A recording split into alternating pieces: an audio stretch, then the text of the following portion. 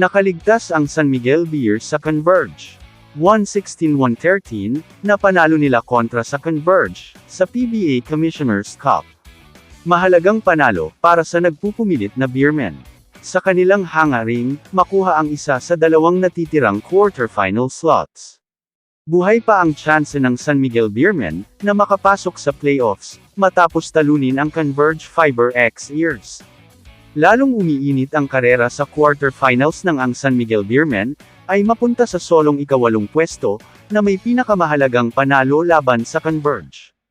Tila nabaliktad ang tadhana para sa Converge, at San Miguel. Ang Fiberxers kasi, nakikihati sa ika-unang pwesto sa standing sa Northport. At balak palakasin ang tsansa nitong makuha, ang isa sa twice-the-beat advantage sa playoffs. Ang Beermen naman, naghihingalo sa ika-8 pwesto, kasama ang Magnolia. Ngunit nabigo ang Converge, na makuha ang isa, sa natitirang twice-the-beat advantage, matapos matalo sa SMB. Nakaligtas ang Beermen sa tangkang comeback ng Converge. At binigyan ng liwanag ang nanganganib nilang pwesto, para sa nalalapit na playoffs. Ang kanilang makapigil hiningang panalo, kontra sa isa, sa top contender ngayong conference na Fiber X Ears. Sinamantala ng Converge, ang pagkawala ng ilang minuto ni Junmar Fajardo. Upang sila ay makadikit sa 1 puntos, sa huling 1 minuto ng laban. Sa likod ng 16 points ni Jordan Heading. 2 4-point, at 1 3 ang kanyang pinakawalan. Sa kasagsagan ng kanilang run, ngunit ilang pagkakamali sa mga huling segundo ng laro.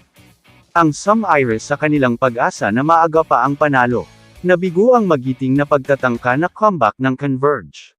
Nang makatakas ang SMB, sa 3 kalamangan na panalo. Sa isang kapanapanabot na wire-to-wire showdown.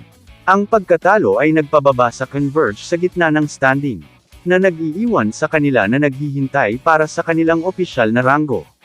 Si Justin Baltazar, sa kanyang unang paghaharap kay Junmar Fajardo, ay nagpakita ng poise sa ilalim ng shaded lane. Bagamat hindi perpekto ang kanyang mga tikada, nagtala pa rin siya ng 13 puntos. At 12 na rebounds. Ramdam pa rin ang kawalan ni Justin Arana. Ngunit ang pagganap ni Baltazar, ay nag-aalok ng isang sulyap. Sa kung ano ang darating, kapag ang dalawang batang big man, ay magkasama sa loob ng hard court. Hindi pa tapos ang San Miguel Beermen. Dahil kailangang manalo ng SMB, sa kanilang huling laro kontra TNT Tropangiga. Dahil contender sa 8 places, ay ang sister team nitong Magnolia Hotshots, at NLEX Road Warriors. Kamusta mga idol? Sports Zone PH para sa sports news and update. Kung bago ka pa lamang dito sa channel ko, pindutin mo na ang subscribe button at notification bell para lagi kang update sa mga sports news.